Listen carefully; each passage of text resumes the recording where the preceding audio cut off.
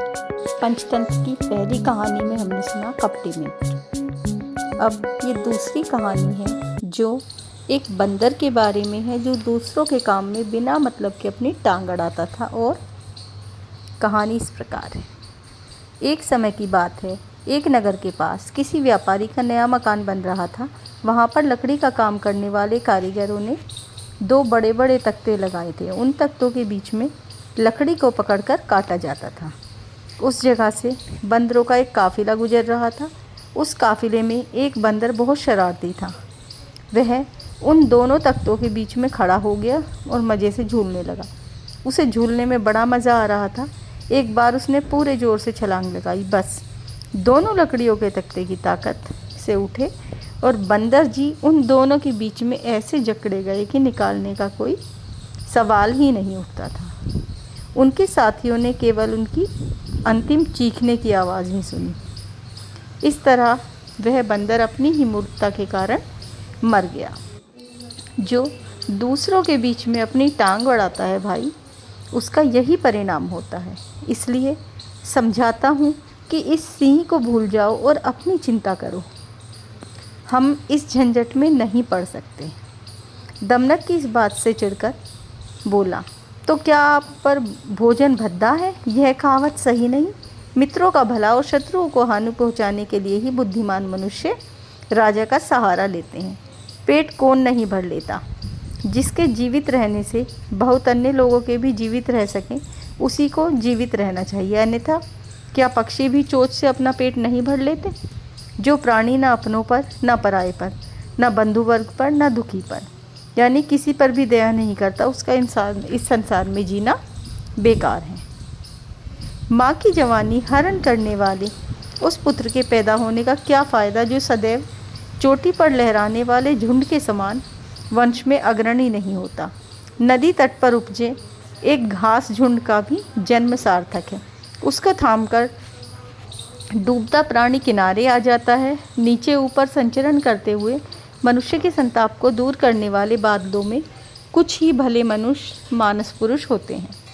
मनुष्य चाहे कितनी भी ताकतवर हो, पर यदि उसकी ताकत प्रकट नहीं है तो लोग उसका बहिष्कार करते हैं, क्योंकि लकड़ी के अंदर व्याप्त आग को सब लोग लांघ जाते हैं, पर जब वह आग बाहर निकलती हुई होती है तो उसके पास जाने की हिम्मत कोई नहीं करता।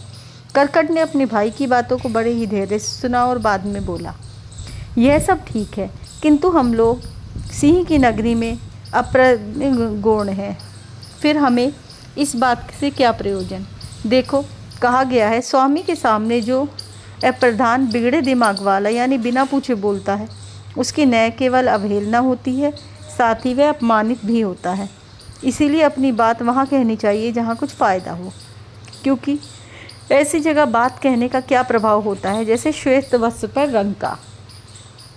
दमनक ने करकट की बात सुनने के तुरंत बाद कहा, नहीं भाई, ऐसा न कहो, क्योंकि अप्रधान भी यदि राजा की सेवा करे तो प्रधान बन सकता है। जो व्यक्ति प्रधान राजा की सेवा ना करे वह अप्रधान बन जाता है। इस तरह कोई व्यक्ति चाहे अनपढ़ ही क्यों ना हो, राजा के समीप है तो उसी को राजा मानता है। जो नौकर स्वामी के क्रोध को सहन कर लेता है और स्वामी को नाराज की जगह खुश रखने में सक्षम है। मनीषियों, बुद्धिमानों, साहसियों का सम्मान राजा के सिवा अन्य और कोई नहीं कर सकता। जो व्यक्ति अपनी उच्च जाति आदि के अभिमान में डूबकर राजाओं के पास नहीं जाते, वे निराश और असफलता के सिवा कुछ भी नहीं प्राप्त करते। राजा का सहारा लेकर ही बुद्धिमान लोग उच्च स्थान प्राप्त करते हैं, इज्जत पाते हैं। फिर बुद्धिमान लोगों के लिए राजा को वश में करना भी कोई कठिन काम नहीं है। भाई दमनक, आखिर तुम कहना क्या चाहते हो? मैं तुमसे केवल यह कहना चाहता हूँ कि आज हमारा स्वामी और उसका परिवार डरा हुआ है। उसके समीप जाकर डर का कारण जानना, फिर संधि, विरोध, लड़ाई, हमला करना या शांत रहकर मौके की तलाश करना, किसी ताकतवर का सहारा लेना, राजनीति के दाव पेच हैं ये। भाई, इनमें से किसी भी दाव का इस्तेमाल किया जा सकता है। लेकिन भाई, तुमने यह कैसे जाना कि हमारा स्वामी डरा हुआ है? करकट ने पूछा। मेरे भाई, कही हुई बात को तो पशु पक्षी भी भाप लेते हैं, लेकिन बुद्धिमान वह है जो बिना कही बात को भी चेहरे से जान लेते हैं। जैसे कि मनु जी ने कहा है, आकार, इशारा, चेहरे की बनावट, चाल ढाल, बातचीत, आंखें तथा मन के अंदर की जा सकती हैं।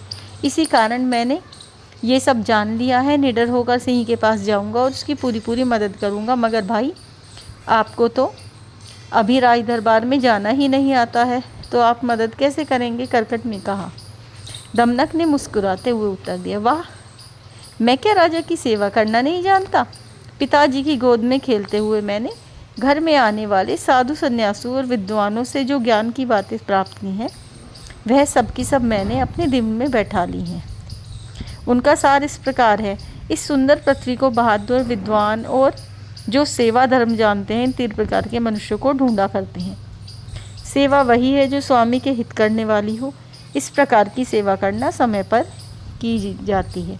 इसीलिए विद्वानों को चाहिए कि सेवा द्वारा ही राजा को खुश रखकर उसका आश्रय प्राप्त करें, किसी अन्य तरीके से नहीं। पंडित को चाहिए कि वे अपने गुणों को न जानने वालों की सेवा ना करें। जिस प्रकार बंजर जमीन पर हल जोतने और फसल बोने से कोई लाभ नहीं होता, वैसे ही मंद बुद्धि वाले जीव से विद्या और गुण की बात करना व्यर्थ है।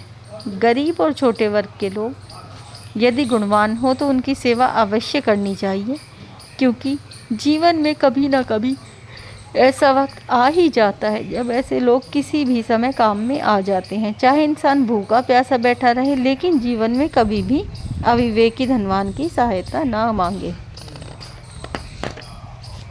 जिसका सहारा लेकर एक भूखा नौकर पेट न भर सके, उस राजा का परित्याग करने में फ़ायदा है। राजमाता, राजकुमार, मुख्यमंत्री और राज्यपाल का भी राजा के समान ही सम्मान करें। अपने कर्तव्य का पालन करने वाला सेवक सदा राजा को अच्छा लगता है। अपने मालिक द्वारा दी गई रकम जो सेवक खुश होकर लेता है और अपने मालिक का धन्यवाद करता है, वह सेवक सदैव अपनी मालिक की नज़रों में अच्छा और गुणवान व्यक्तियों में गिना जाता है। जो वीर युद्ध के समय आगे आगे तथा नगर में पीछे पीछे और राजमहल के द्वार पर रहता है, वही राजा को अच्छा लगता है। जो सेवक जुए को अपराध, शराब को जहर और पराई स्त्री को बेकार समझता है, वह सेवक राजा को अत्यंत प्रिय होता है। जो प्राणी यह जानते हुए भी कि मैं राजा की नज़रों में अच्छा और राजा मेरी बात मानता है, फिर भी वह विधान और नियम का उल्लंघन नहीं करता, वही बुद्धिमान होता है। जो पुरुष मालिक की अनुचित बातों का भी बुरा न माने और निडर होता है, युद्ध में लड़ता है, परदेश की को भी जो अपना देश मानता है, वह राजा को सदैव अच्छा लगता है। वाह वाह, बहुत खूब, ये बातें तो ठीक हैं। अब आप बताओ कि वहाँ पहुंचकर सर्वप्रथम क्या पूछेंगे? कर्कट ने मुस्कुराते हुए कहा, यह सब बातों से ही निकलती हैं। जैसे अच्छी बारिश होने पर एक बीज से दूसरा बीज पैदा होता है। किसी के हृदय में पाप होता है, किसी की ज़बान मीठी होती है, किसी की ज़बान कड़वी, मन मीठा, लेकिन किसी की बात भी अच्छी होती है और मन भी साफ। इसीलिए मैं ऐसी कोई बात नहीं करूँगा कि कोई बुरा प्रभाव पड़े। कर्कट कुछ और दिन सोच विचार में डूबे रहने के बाद तत्पश्चात बोला, भाई, राजा लोग तो बड़ी मुश्किल से ही काबू में आते हैं, क्योंकि वे सदैव चापलूसी, खुशामदी और बड़े लोगों से घिरे रहते हैं, जो उनके नीचे वाले व्यक्तियों से मिलने नहीं देते। उन तक पहुंचना भी मुश्किल होता है। हाँ भैया, मैं यह सब बात जानता हूँ और साथ ही साथ यह भी जानता हूँ कि मनुष्य अपनी तेज बुद्धि से ही इन सब को जीत सकता है। वह अपना मार्ग स्वयं बनाता है। बुद्धिमान व्यक्ति जब राजा तक पहुँच जाता है तो वह पापी, खुशामदी लोग राजा की निगाहों में गिर जाते हैं। यह राज बड़ी ही मुश्किल से मिलता है, क्योंकि जरा जरा सी बुराई पर भी ब्राह्मण क्रोध और शिकार होकर दंड का भागी बनता है। दमनक ने कहा, यह ठीक है, किंतु जिसको जैसी करनी ऐसी भरनी। बुद्धिमान व्यक्ति अपना स्थान सव्य ही बनाते हैं। सेवक का अच्छा आचरण वही है कि वह अपने राजा की हर आज्ञा का ठीक प्रकार से पालन करे, मीठी बातें बोले और पत्थर को भी पिघलाने लायक मिठास हो। राजा के गुस्सा आ जाने पर उसका हृदय प्यार से जीते, मनमानी वस्तुओं से प्यार करे, और बिना तंत्र मंत्र के भी बुद्धिमान लोग दूसरों का हृदय जीत सकते हैं। कर्कट ने अपनी हार मानते हुए कहा, ठीक है भाई, यदि तुम्हारी यही सोच है तो तुम वही करो जो तुमने सोचा है। फिर दमनक हंसा और राजा सिंह की ओर चल पड़ा। सिंह ने जैसे ही दमनक को अपनी ओर आते देखा तो अपने मंत्री से कहा, देखो वह हमारे पुराने मंत्री का बेटा आ रहा है, उसे आदर सत्कार के साथ समीप लेकर आओ। जैसे ही दमनक जंगल के राजा सिंह के सामने गया तो उसने अपना सिर झुकाकर आदर सहित प्रणाम किया। जंगल का राजा सिंह अपने पुराने मंत्री के पुत्र को देखकर बहुत प्रसन्न हुआ और उसे समीप बैठाकर प्यार से उसकी पीठ पर हाथ फेरते हुए पूछने लगा, कहो मित्र कैसे हुए, बहुत दिन बाद मिल रहे हो। दमनक बड़े प्यार से बोला, महाराज भले ही आप हमें भूल गए हो किंतु हम आपको कैसे भूल सकते हैं, क्योंकि हम आपके पुराने वफादार साथी हैं। किंतु जब हमने आपको दुख में घिरे और परेशान देखा तो हमसे रहा नहीं गया। ऐसी कठिनाई के समय ही तो आदमी को अपने परायों का पता चलता है। अपने कर्तव्य का पालन करना हमारा धर्म है महाराज, आप तो जानते ही हैं। यदि कोई राजा अपने सेवकों के गुण की कदर नहीं करता तो सेवक उसका साथ नहीं देते। ऐसे ही जब कोई राजा अपने बुद्धिमान सेवक को नीचे ढकेलता है तो उसके हृदय में नफरत पैदा हो जाती है। इससे उस सेवक का कोई गुनाह नहीं होता। जैसे सोने के गहनों में जड़ा हुआ हीरा पीतल में जड़ दिया जाए तो वह हीरा ना तो चमकता है ना ही शोभा देता है, परंतु देखने वाले ही उसे जड़ने वाले से नफरत करते हैं। आपने जो मुझसे पूछा कि बहुत दिनों बाद आए हो, इसका उत्तर तो यही है कि जहाँ दाएं बाएं में कोई अंतर ना समझ पाए वहाँ बुद्धिमान रुके भी तो कैसे। जिस देश में जोहरी ना हो वहाँ पर सागर से निकले मोतियों की कीमत नहीं लग सकती। जिसकी बुद्धि कांच की मणि और मणि को कांच समझती है उसके पास सेवा क्षण मात्र में भी नहीं ठहरता। जहाँ पर लाल मणि और वैदर्य मणि में कोई भेद ना हो वहाँ रत्नों की दुकानदारी कैसे की जा सकती है।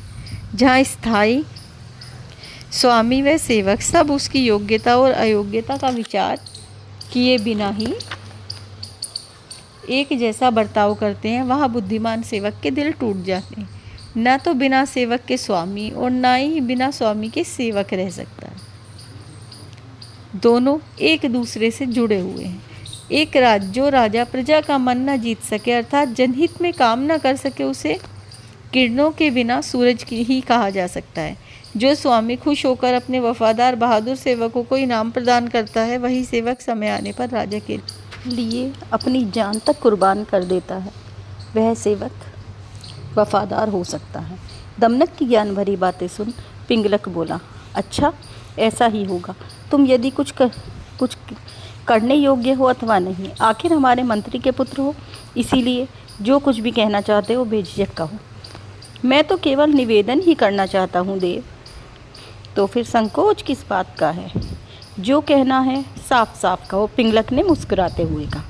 देखो मित्र, राजा का जो भी काम हो उसे सबके सामने नहीं एकांत में कहना चाहिए, क्योंकि गुप्त बात 6 कानों में जाने से किसी भी कठिनाई का कारण बन सकती है।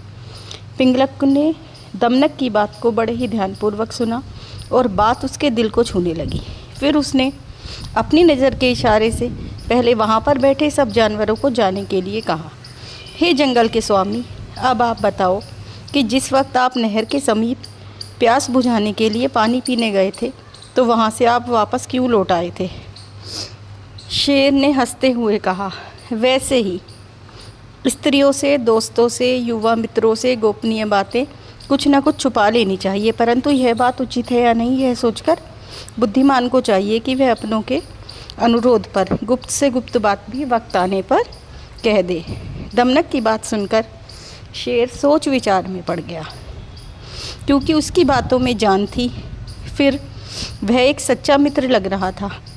मित्रों के बारे में कहा गया है कि सच्चा मित्र, वफादार सेवक, बुद्धिमान स्त्री, दयालु कोमल हृदय मालिक के आगे अपना रोना रोकर आदमी अपने दिल का बोझ हल्का कर सकता है।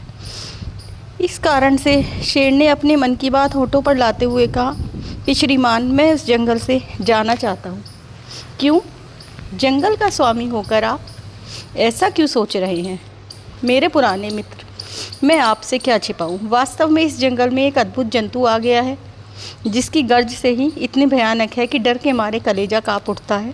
और ज़रा सोचकर देखो कि उसकी शक्ति कितनी होगी। दमनक ने हंसकर शेर की ओर देखा और बड़े अंदाज से कहा, महाराज, आप उसकी गर्ज से ही डर गए। आपको यह बात ठीक नहीं है। कहा गया है, जल में बांध टूट जाता है, चौकन्ना न रहने पर गुप्त विचार प्रकट हो जाता है, चुगली करने से प्रेम टूट जाता है और दुखी मनुष्य कठोर वचनों से अलग हो जाता है। अपने पूर्व सदस्यों द्वारा उत्पन्न इस वन को छोड़ना आपके लिए उचित नहीं है। यह बात याद रखने योग्य है कि अत्यंत उग्र और भयानक शत्रु से युद्ध होने पर भी जिसका धैर्य नहीं टूटता है, वह राजा कभी भी हार का मुंह नहीं देखता। गर्मी के दिनों में तालाब तो सूख जाते हैं, किंतु सागर कभी नहीं सूखता। जो मुसीबतों से नहीं डरता, सुख में खुश नहीं होता, मुठभेड़ में निडर, ऐसा वीरपुत्र तो कोई माँ ही पैदा कर सकती है। जानने होने से नम्र, निस्सारता होने से लघु और मान रहित पुरुष का जन्म लेना ऐसा होता है जैसे समुद्र होते हुए भी लाख का गहना बेकार होता है। यह सब समझकर मालिक को धैर्य रखना चाहिए। इस तरह डरकर भागने से आपकी इज्जत खराब हो जाएगी। पहले मैंने भी समझा था कि यहाँ पर कोई भयानक तथा शक्तिशाली जानवर आ गया है, पर जब देखा तो समझ गया था।